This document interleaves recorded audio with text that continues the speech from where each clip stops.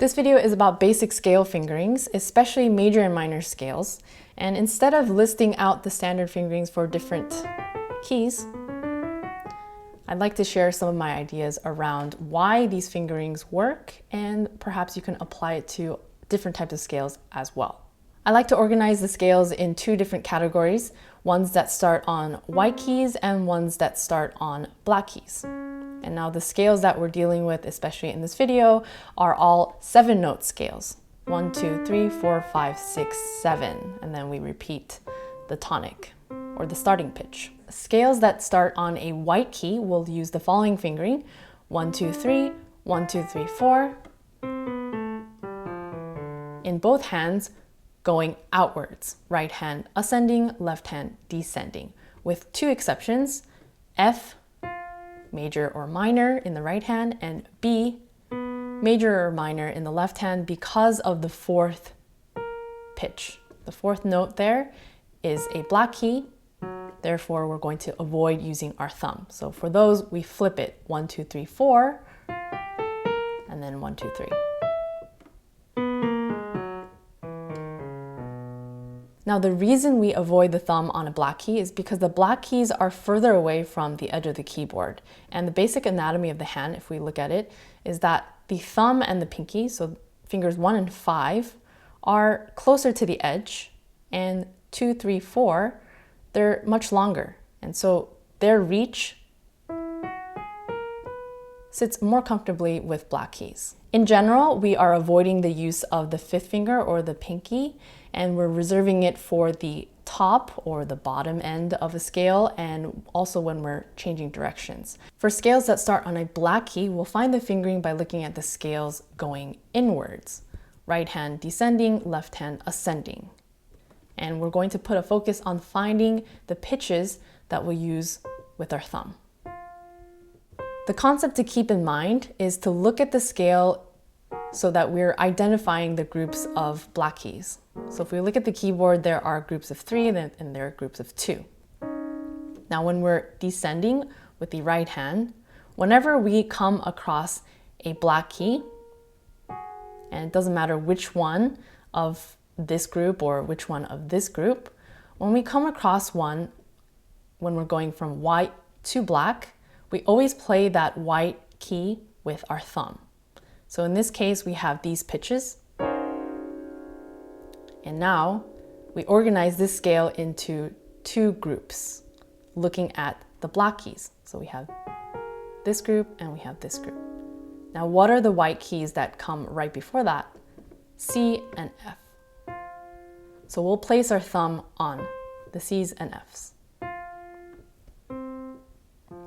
With that in mind, we can fill in the blanks and figure out what fingers to use in between those thumbs.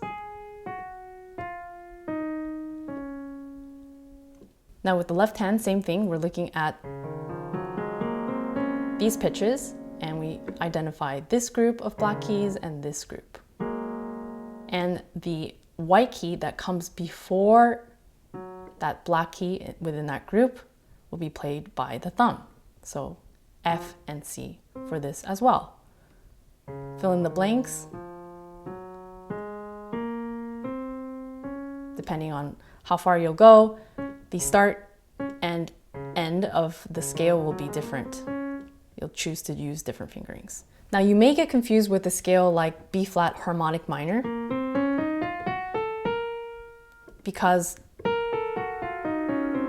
when looking at the black keys, it may seem like there are 3 groups of black keys, but we're still respecting these groups, the groups of 3s and 2s, just with the basic keyboard layout. So with that in mind, we're looking at the following pitches as the groups of black keys. So we still have 2 groups. So descending, the white key that comes before this group is F, and the white key that comes before this group is the C, so F and C.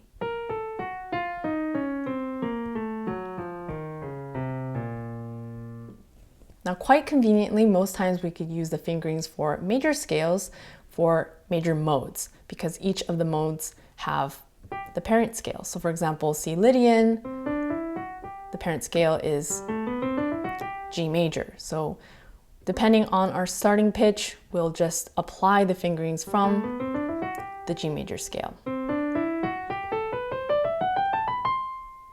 Now, this doesn't always apply because most likely you'll be using these scales or find these scales in different types of repertoire in different contexts. So not always cleanly, ascending or descending with clear starting pitches that are consistent. So depending on the context, you'll just apply certain elements of these fingerings to these modes or different types of scales.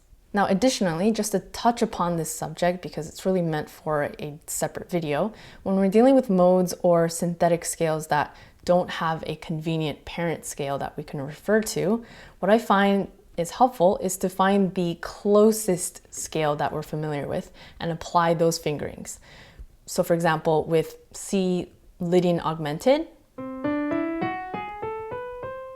that's not the fingering that I would use, but just to point out the pitches, for me, this is closest to an A natural, melodic, or harmonic minor scale. So in that case, I will choose to use 1, 2, 3, 1, 2, 3, 4 with the A as a reference.